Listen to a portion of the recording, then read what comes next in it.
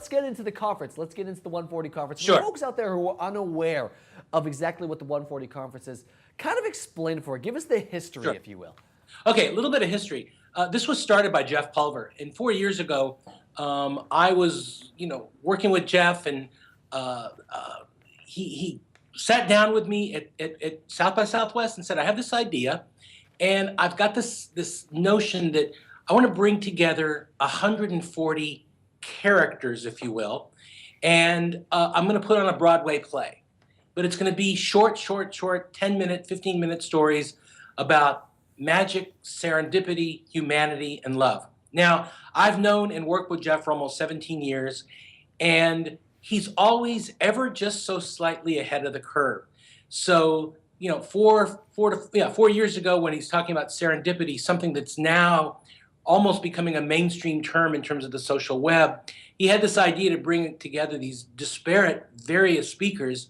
The thing is, he didn't have any, he didn't have any of these contacts. He just reached out to them on the social web and basically built some amazing speakers that have been at our events. And we've had them now in Los Angeles, in Boston, Tel Aviv, London. We've done several road trips where we go out and meet with community. And from that, there's also been some regional events, like recently the community in Des Moines, Iowa, put on their own. Syracuse University put on their own. There's a group in Ontario that puts on their own. And we also have an event called 140 Conf Small Town. So it's about the effects of the real-time social web on small towns, but it's actually held in a small town in a theater in Hutchinson, Kansas. It was developed by Becky McCrae, and it's an amazing event. So every event is ever so slightly different.